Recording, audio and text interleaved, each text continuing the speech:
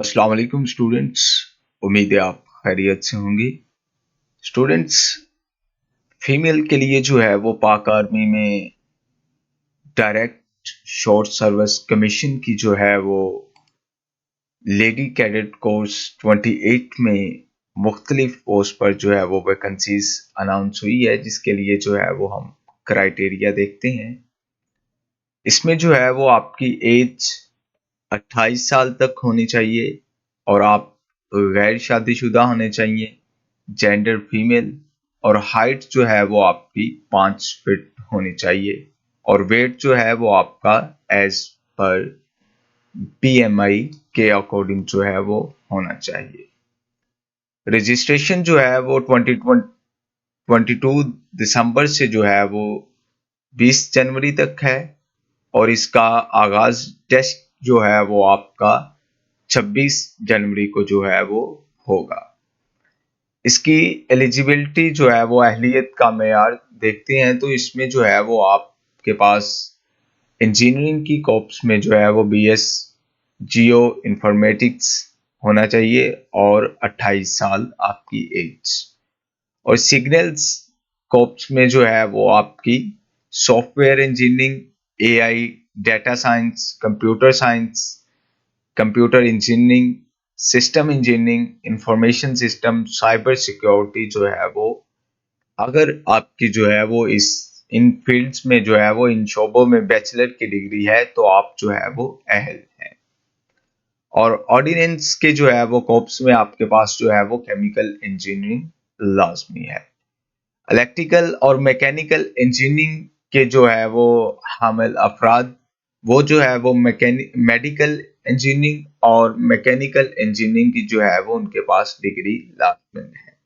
और army education corps में जो है वो जियोग्राफी की 16 साल तालीम हो तो जो है वो आर्मी एजुकेशन में आप अप्लाई करने के अहल हैं।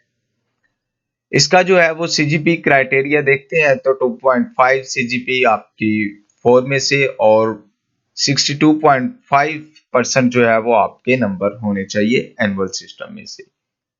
कैंडिडेट possessing एमफिल या एमएस डिग्री और high qualification in relevant discipline will be given preference. अगर जो है वो आपका एमफिल या एमएस है या हाई डिग्री है कोई भी बैचलर से तो आपको जो है वो प्रेफरेंस दी जाएगी। नो थर्ड डिवीजन और grade D and only second division grade C through the academic career. Candidates only graduated from HEC या PEC recognized university. Candidates who have not completed 4 years degree in given disciplines are ineligible. ये जो है जी invisible criteria है और इनएलिजिबिलिटी का जो है वो आप अगर 2 दफ़ा ISSB से जो है वो अहल ना हुए हों तो आप जो है वो रिजेक्ट हैं और GHQ या नेवल हेडक्वार्टर या AHQ से तो आप भी अहल मतलब के अहल हैं।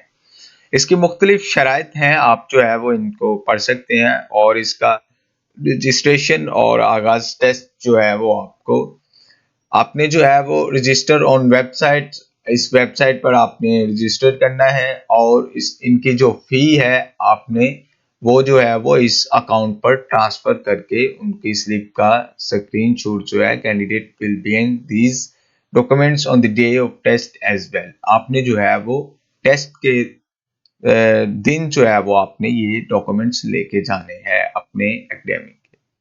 ओवरसीज कैंडिडेट्स उनके लिए जो है वो अलग है और रिटर्न जो है वो टेस्ट, पहला professional written intelligence test based on multiple choice question, आपका जो है वो एमसीक्यूज होंगे और candidates will undergo initial medical test at army selection and recruitment centres. Physical जो है वो फीमेल कैंडिडेट्स 1.6 आपकी जो है किलोमीटर दौड़ होगी और 14 मिनट में आपने जो है वो तय करनी होगी। शॉर्ट लिस्टेड कैंडिडेट जो है वो आपको ISSB में जो है वो कॉल अप लेटर भी दिया जाएगा। फर्दर सिलेक्शन प्रोसीजर जो है वो detailed medical examination of candidates recommend of ISSB will be carried out at near by combined military hospital CMH से और candidates who are recommend by ISSB will be called for interview by General Headquarters GHQ Selection Board at respective Army Selection and Recruitment Centers. Final selection will be made at General GHQ on the basis. तो ये जो है जी कोई अपना additional information देखते हैं 6 month training at PMA और bond finally selected candidate will be required to sign a bond to serve the army for a minimum period of 7 years. आपको जो है वो आपने बॉन्ड होना होगा और आपने जो है वो 7 साल आर्मी में अपनी सर्विस देनी होगी।